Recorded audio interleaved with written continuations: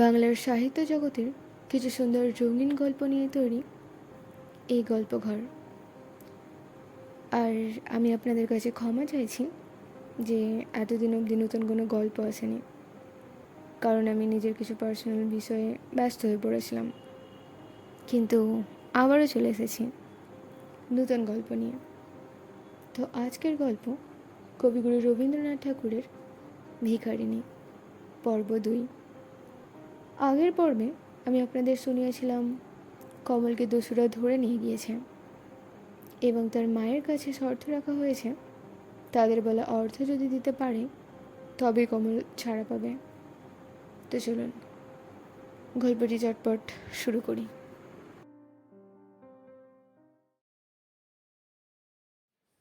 ভয় বিহলা কমল গুহার কারাগারে কাঁদিয়া কাঁদিয়া সারা হইল। সে ভাবিতেছে তাহার অমর সিংহ থাকিলে কোনো দুর্ঘটনা ঘটিত না। অমর সিংহ যদিও বালক, কিন্তু সে জানিত অমর সিংহ সকলই করিতে পারে। দস্যুরা তাহাকে মাঝে মাঝে ভয় দেখাইয়া যায়। দস্যুদের দেখিলে সে ভয়ে অঞ্চলে মুখ ঢাকিয়া ফেলিত। এ অন্ধকার কারাগৃহে এ নিষ্ঠুর দস্যুদিগের মধ্যে একজন যুবা ছিল। সে কমলের প্রতি তেমন কর্কশভাবে ব্যবহার করিত না। সে ব্যাকুল বালিকাকে স্নেহের সহিত কত কি কথা জিজ্ঞাসা করিত, কিন্তু কমল ভয়ে কোনো কথারই উত্তর দিত না। দস্যু কাছে সরিয়া বসিলে সে ভয়ে আড়ষ্ট হইয়া যাইত। ওই যুবকটি দস্যুপতির পুত্র। সে একবার কমলকে জিজ্ঞাসা করিয়াছিল যে দস্যুর সহিত বিবাহ করিতে কি তাহার কোনো আপত্তি আছে, এবং মাঝে মাঝে প্রলোভন দেখাইত যে যদি কমল তাহাকে বিবাহ করে তবে সে তাহাকে মৃত্যুমুখ হইতে রক্ষা করিবে। কিন্তু ভীরু কমল কোনো কথারই উত্তর দিত না। একদিন গেল ও 2 দিন গেল। বালিকা সভয়ে দেখিল দস্যুরা মদ্যপান করিয়া ছুরিকা সানাইতেছে। এদিকে বিধবার গৃহে দস্যুদের দূত প্রবেশ করিল। বিধবাকে জিজ্ঞাসা করিল অর্থ কোথায়। বিধবা ভিক্ষা করিয়া যাহা কিছু অর্থ সংগ্রহ করিয়াছিলেন সকলই দস্যুর পদতলে রাখিয়া কহিলেন, আমার আর কিছুই নাই, যাহা কিছু ছিল সকলই দিলাম। এখন তোমাদের কাছে ভিক্ষা চাহিতেছি, আমার কমলকে আনিয়া দাও। দস্যু সে মুদ্রাগুলি সক্রোশে ছড়াইয়া ফেলিল।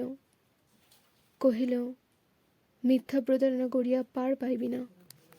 নির্দিষ্ট অর্থ না দিলে নিশ্চয় আজি তোর কন্যা হত হইবে। তবে চলিলাম। আমাদের দলপতিকে বলিয়াছি যে নির্দিষ্ট অর্থ পাইবে না।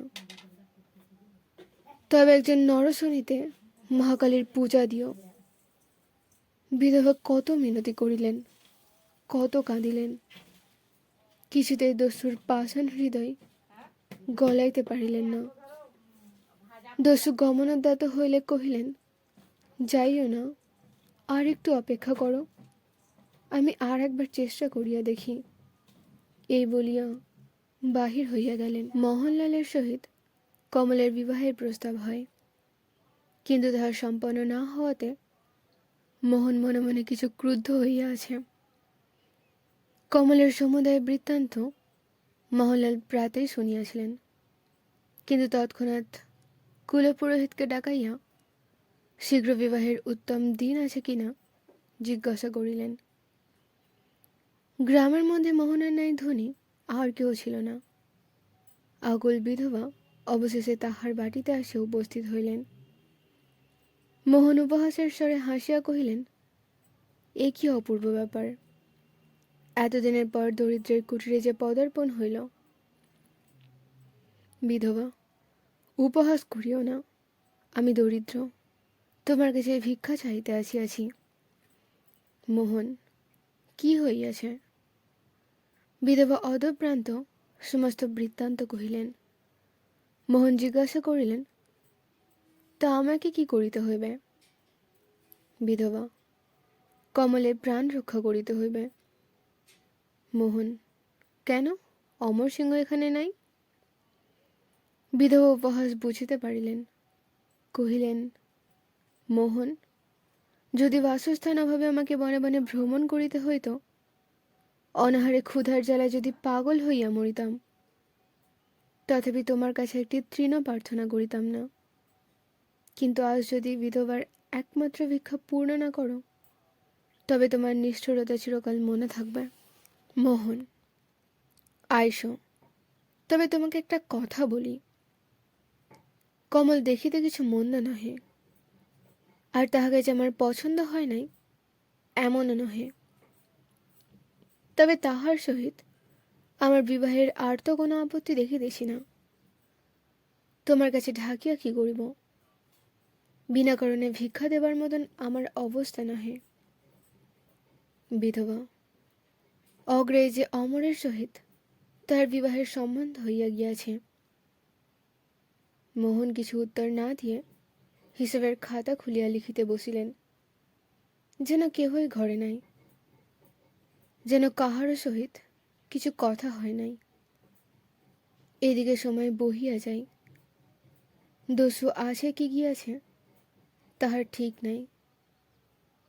বিধবা কাঁদিয়া কহিলেন, মোহন, আর আমাকে যন্ত্রণা দিও না, সময় অতীত হইতেছে। মোহন, রোসো, কাজ সারিয়া ফেলি। অবশেষে যদি বিধবা বিবাহের প্রস্তাবে সম্মত না হইতেন, তাহা হইলে সমস্ত দিন কাজ ছাড়া হইত কিনা সন্দেহস্থল। বিধবা মোহনলালের নিকট অর্থ লইয়া দস্যুকে দিলেন। সে চলিয়া গেল। সেই দিনই ভয়ে আশঙ্কায় ত্রস্তা হরিণীটির নাই বিহলা বালিকা মাতার ক্রোড়ে ফিরিয়া আসিল এবং তাহার বাহুপাশে মুখখানি প্রচ্ছন্ন করিয়া অনেকক্ষণ কাঁদিয়া কাঁদিয়া মনের বেগ শান্ত করিল। কিন্তু অনাথিনী বালিকা এক দস্যুর হস্ত হইতে আর এক দস্যুর হস্তে পড়িল। কত বৎসর গত হইয়া গেল, যুদ্ধের অগ্নি নির্বাপিত হইয়াছে, সৈনিকেরা দেশে ফিরিয়া আসিয়াছে ও অস্ত্র পরিত্যাগ করিয়া এক্ষণে ভূমি কর্ষণ করিতেছে। বিধবা সংবাদ পাইলেন যে অজিত সিংহ হত আর অমর কারারুদ্ধ হইয়াছেন, কিন্তু কন্যাকে সংবাদ শোনান নাই। মোহনের সহিত বালিকার বিবাহ হইয়া গেল। মোহনের ক্রোধ কিছুমাত্র নিবৃত্ত হইল না। তাহার প্রতিহিংসা প্রবৃত্তি বিবাহ করিয়াই তৃপ্ত হয় নাই। সে নির্দোষী অবলা বালার প্রতি অনর্থক পীড়ন করিত। কমল মাতৃক্রোড়ের স্নিগ্ধ স্নেহছায়া হইতে এই নিষ্ঠুর কারাগৃহে আসিয়া অত্যন্ত কষ্ট পাইতেছে। অভাগিনী কাঁদিতেও পায় না। বিন্দুমাত্র অশ্রু নেত্রে দেখা দিলে মোহনের ভর্ৎসনার ভয়ে ত্রস্ত হইয়া মুছিয়া ফেলিত। শৈলশিখরের নিষ্কলঙ্ক তুষার দর্পের উপর উষার রক্তিম মেঘমালা স্তরে স্তরে সজ্জিত হইল। ঘুমন্ত বিধবা দ্বারে আঘাত শুনিয়া জাগিয়া উঠিলেন। দ্বার খুলিয়া দেখিলেন সৈনিক বেশে অমরসিংহ দাঁড়াইয়া আছেন। বিধবা কিছুই বুঝিতে পারিলেন না, দাঁড়াইয়া রহিলেন। অমর তাড়াতাড়ি জিজ্ঞাসা করিলেন, কমল, কমল কোথায়? শুনিলেন, স্বামীর আলয়ে। মুহূর্তে যেন স্তম্ভিত হইয়া রহিলেন। তিনি কত কি আশা করিয়াছিলেন, ভাবিয়াছিলেন কতদিনের পর দেশে ফিরিয়া যাইতেছেন। যুদ্ধের উন্মত্ত ঝটিকা হইতে প্রণয়ের শান্তিময় স্নিগ্ধ নীরে ঘুমাইতে যাইতেছেন। তিনি যখন অতর্কিতভাবে দ্বারে গিয়া দাঁড়াইবেন, তখন হর্ষবিহলা কমল ছুটিয়া গিয়া তাহার বক্ষে ঝাঁপাইয়া পড়িবে। বাল্যকালের সুখময় স্থান সেই শৈলশিখরের উপর বসিয়া কমলকে যুদ্ধ গৌরবের কথা শোনাইবেন। অবশেষে কমলের সহিত বিবাহ সূত্রে আবদ্ধ হইয়া প্রণয়ের কুসুমগঞ্জে সমস্ত জীবন সুখের স্বপ্নে কাটাইবেন।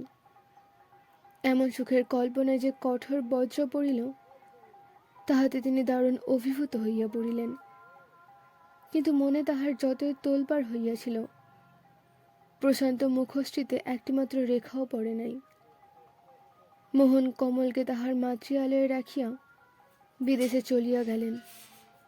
৫৫ বর্ষ বয়সে কমল পুষ্পকলিকাটি ফুটিয়া উঠিল। ইহার মধ্যে কমল একদিন বকুল বনে মালা গাঁথিতে গিয়াছিল, কিন্তু পারে নাই। দূর হইতে শূন্য মনে ফিরিয়া আসিয়াছিল। আর একদিন সে বাল্যকালের খেলনাগুলি বাহির করিয়াছিল, আর খেলিতে পারিল না। নিরাশায় নিঃশ্বাস ফেলিয়া সেগুলি তুলিয়া রাখিল। অবলা ভাবিয়াছিল যে যদি অমর ফিরিয়া আসে তবে আবার দুজনে মালা গাঁথিবে, আবার দুজনে খেলা করিবে। কতকাল তাহার বাল্য সখা অমরকে দেখিতে পায় নাই। মর্মবিড়িতা কমল এক একবার যন্ত্রণায় অস্থির হইয়া উঠিত। একদিন রাত্রিকালে গৃহে কমলকে কেউ দেখিতে পাইত না। কমল কোথায় হারাইয়া গিয়াছে খুঁজিয়া খুঁজিয়া অবশেষে তাহার বাল্যের ক্রিয়াস্থল সেই শৈলশিখরের উপর গিয়া দেখিত। স্ম্লান বদনা বালিকা অসংখ্য তারা খচিত অনন্ত আকাশের পানে নেত্র পাতিয়া আলোলিত গেছে শুইয়া আছে। কমল মাতার জন্য অমরের জন্য কাঁদিত বলিয়া মোহন বড়ই রুষ্ট হইয়াছিল এবং তাহাকে মাতৃআলয়ে পাঠাইয়া ভাবিল যে দিন কতক অর্থভাবে কষ্ট পাক, তাহার পরে দেখিব কে কাহার জন্য কাঁদিতে পারে। মাতৃভবনে কমল লুকাইয়া কাঁদে। নিশীথ বায়ুতে তাহার কত বিষাদের নিঃশ্বাস মিশাইয়া গিয়াছে। বিজন শয্যায় যে কত অশ্রুবাড়ি মিশাইয়াছে তাহা তাহার মাতা একদিনও জানিতে পারেন নাই। একদিন কমল হঠাৎ শুনিল তাহার অমর দেশে ফিরিয়া আসিয়াছে। তাহার কতদিনকার কত কি ভাব উথলিয়া উঠিল। অমর সিংহের বাল্যকালের মুখখানি মনে পড়িল। দারুণ যন্ত্রণায় কমল কতক্ষণ কাঁদিল। অবশেষে অমরের সহিত সাক্ষাৎ করিবার নিমিত্ত বাহির হইল। সেই শৈলশিখরের উপরে সে বকুল তরুর ছায়ায় মর্মাহত অমর বসিয়া আছে। একদিন করিয়া ছেলেবেলাকার সকল কথা মনে পড়িতে লাগিল। কত জ্যোৎস্না রাত্রি, কত অন্ধকার সন্ধ্যা, কত বিমল উষা অস্ফুট স্বপ্নের মতো তাহার মনে একে একে জাগিতে লাগিল। সেই বাল্যকালের সহিত তার ভবিষ্যৎ জীবনের অন্ধকারময় মরুভূমির তুলনা করিয়া দেখিলেন। সঙ্গী নাই, সহায় নাই, আশ্রয় নাই, কেহ ডাকিয়া জিজ্ঞাসা করিবে না, কেহ তাহার মর্মের দুঃখ শুনিয়া মমতা প্রকাশ করিবে না। অনন্ত আকাশে কক্ষচ্ছিন্ন ঝুলন্ত ধূমকেতুর নাই তরঙ্গাকুল অসীম সমুদ্রের মধ্যে ঝটিকা তাড়িত একটি ভগ্ন ক্ষুদ্র তরণীর নাই একাকী নীরব সংসারে উদাস হইয়া বেড়াইবেন। ক্রমে দূর গ্রামের কোলাহলের অস্ফুট ধ্বনি থামিয়া গেল। নিশীথের বায়ু আধার বকুল কুঞ্জের পত্র মর্মরিত করিয়া বিষাদের গম্ভীর গান গাহিল। অমর গাঢ় অন্ধকারের মধ্যে শৈলের সমুচ্চ শিখরে একাকী বসিয়া দূর নিঝড়ের মৃদু বিষণ্ণ ধ্বনি, নিরাশ হৃদয়ে দীর্ঘ নিঃশ্বাসের নাই সমীরণের হুহু শব্দ এবং নিশীথের মর্মভেদী একাতানবাহী যে একটি গম্ভীর ধ্বনি আছে তাহাই শুনিতেছিলেন। তিনি দেখিতেছিলেন অন্ধকারের সমুদ্রতলে সমস্ত জগৎ ডুবিয়া গিয়াছে। দূরস্থ শ্মশান ক্ষেত্রে দু একটি চিতানল জ্বলিতেছে। দিগন্ত হইতে দিগন্ত পর্যন্ত নিরঞ্জন স্তম্ভিত মেঘে আকাশ অন্ধকার। সহসা শুনিলেন উচ্ছ্বসিত স্বরে কে কহিল, ভাই অমর।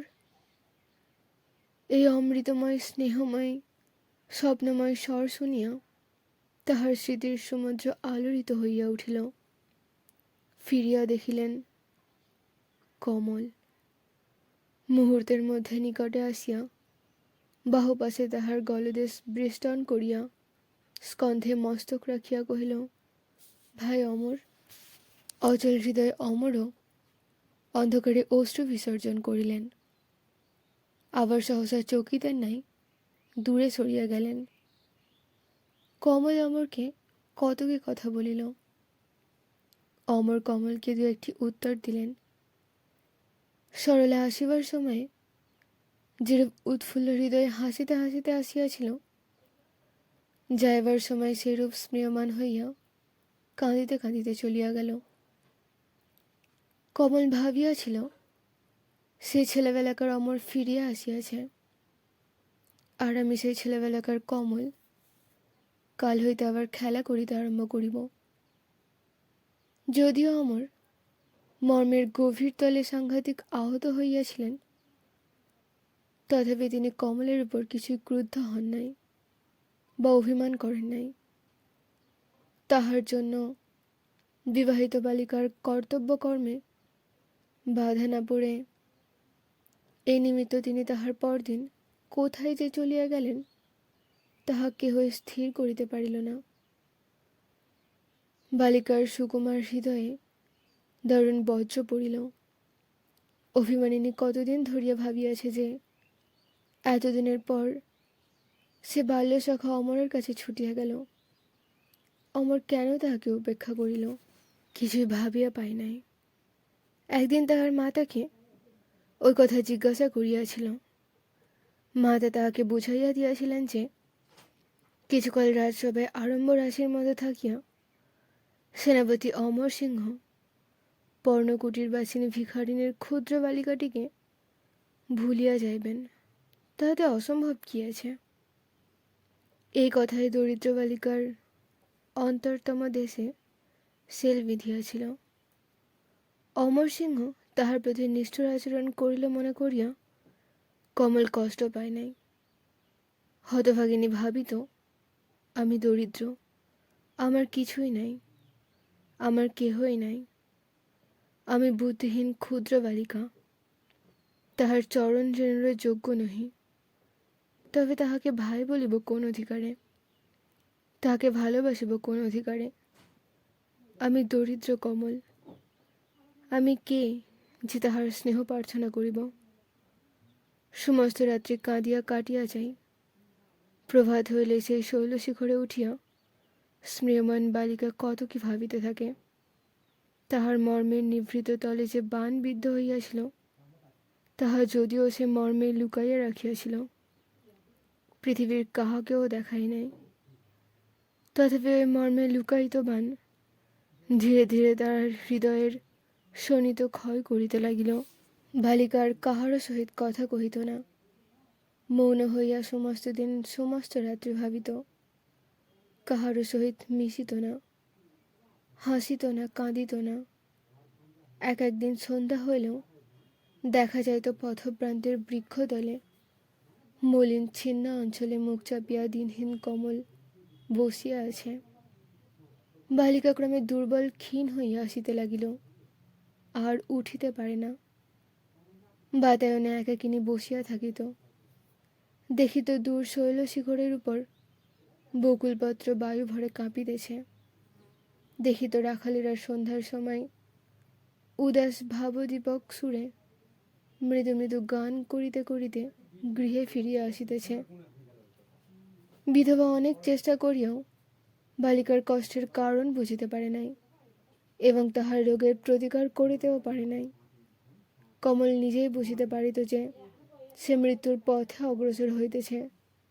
তাহার আর কোনো বাসনা ছিল না, কেবল দেবতার কাছে প্রার্থনা করিত যে মরিবার সময় যেন অমরকে দেখিতে পাই।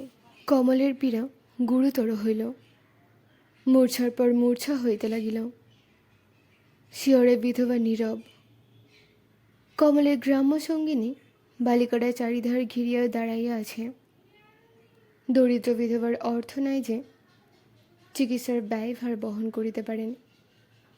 মোহন দেশে নাই, এবং দেশে থাকিলেও তাহার নিকট হইতে কিছু আশা করিতে পারিতেন না। তিনি দিবারাত্রি পরিশ্রম করিয়া সর্বস্ব বিক্রয় করিয়া কমলের পথ্যাদি যোগাইতেন। চিকিৎসকদের দ্বারে দ্বারে ভ্রমণ করিয়া ভিক্ষা চাহিতেন যে তাহারা কমলকে একবার দেখিতে আসুক। অনেক মিনতিতে চিকিৎসক কমলকে আজ রাত্রে দেখিতে আসিবে বলিয়া স্বীকৃত হইয়াছেন। অন্ধকার রাত্রে তারাগুলি ঘোর নিবিড় মেঘে ডুবিয়া গিয়াছে। বজ্রের ঘোরতম গর্জন শৈলের প্রত্যেক গুহার গুহায় প্রতিধ্বনিত হইতেছে এবং অবিরল বিদ্যুতের তীক্ষ্ণ চকিত ছটা শৈলের প্রত্যেক শৃঙ্গে শৃঙ্গে আঘাত করিতেছে। মুষলধারে বৃষ্টি পড়িতেছে, প্রচণ্ড বেগে ঝটিকা বহিতেছে। শৈলবাসীরা অনেক দিন এরূপ ঝড় দেখেন নাই। দরিদ্র বিধবার ক্ষুদ্র কুটির টলমল করিতেছে। জীর্ণ চাল ভেদ করিয়া বৃষ্টিধারা গৃহে প্রবাহিত হইতেছে এবং গৃহপার্শ্বে নিষ্প্রভ প্রদীপ শিখা ইতস্তত কাঁপিতেছে। বিধবা এই ঝড়ে চিকিৎসকের আসিবার আশা পরিত্যাগ করিয়াছেন। হতভাগিনী নিরাশ হৃদয়ে নিরাশ ব্যঞ্জক স্থির দৃষ্টিতে কমলের মুখের পানে চাহিয়া আছেন ও প্রত্যেক শব্দে চিকিৎসকের আশায় চকিত হইয়া দ্বারের দিকে চাহিতেছেন। একবার কমলের মূর্ছা ভাঙিল। মূর্ছা ভাঙিয়া মাতার মুখের দিকে চাহিল। অনেক দিনের পর কমলের চোখে জল দেখা দিল। বিধবা কাঁদিতে লাগিলেন। বালিকারা কাঁদিয়া উঠিল। সহস্রের পদধ্বনি শোনা গেল। বিধবা শশব্যস্তে উঠিয়া কহিলেন, চিকিৎসক আসিয়াছেন। দ্বার উদ্ঘাটিত হইলে চিকিৎসক গৃহে প্রবেশ করিলেন। তাহার আপাদ মস্তক বসনে আবৃত। বৃষ্টিধারার সিক্ত বসন হইতে বাড়িবিন্দু ঝরিয়া পড়িতেছে। চিকিৎসক বালিকার তৃণশয্যার সম্মুখে গিয়া দাঁড়াইলেন। অবশ বিষাদময় নেত্রে চিকিৎসকের মুখের পানে তুলিয়া কমল দেখিল সে চিকিৎসক নয়, সে সেই সৌম্য গম্ভীর মূর্তি অমর সিংহ। বিহলা বালিকা প্রেমপূর্ণ স্থির দৃষ্টিতে তাহার মুখের দিকে চাহিয়া রহিল। বিশাল নেত্র ভরিয়া অশ্রু গড়াইয়া পড়িল এবং প্রশান্ত হাস্যে কমলের বিবর্ণ মুখশ্রী উজ্জ্বল হইয়া উঠিল। কিন্তু এই রুগ্ন শরীরে অত আহ্লাদ সহিল না। ধীরে ধীরে অশ্রুসিক্ত নেত্র নিমলিত হইয়া গেল। ধীরে ধীরে বক্ষের কম্পন থামিয়া গেল। ধীরে ধীরে প্রদীপ নিভিয়া গেল। শোকাবিহলা সঙ্গিনীরা বসনের উপর ফুল ছড়াইয়া দিল। অশ্রুহীন নেত্র, দীর্ঘশ্বাস শূন্য বক্ষে, অন্ধকারময় হৃদয়ে অমরসিংহ ছুটিয়া বাহির হইয়া গেলেন। শোকবিহলা বিধবা সেই দিন অবধি পাগলিনী হইয়া ভিক্ষা করিয়া বেড়াইতেছেন এবং সন্ধ্যা হইলে প্রত্যহ সেই ভগ্ন বিশিষ্ট কুটিরে একাকিনী বসিয়া কাঁদিত।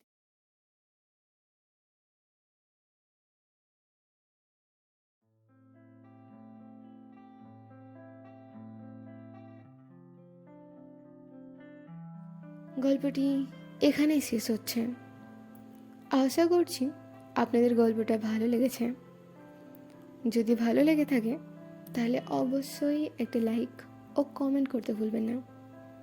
আর যদি আপনারা চ্যানেলটিকে এখনও সাবস্ক্রাইব না করে থাকেন তাহলে অবশ্যই সাবস্ক্রাইব করে নিন, কারণ এইরকম আরও গল্প চ্যানেলটিতে আপলোড হতে থাকবে। Take care of yourself. Love you all. Tata.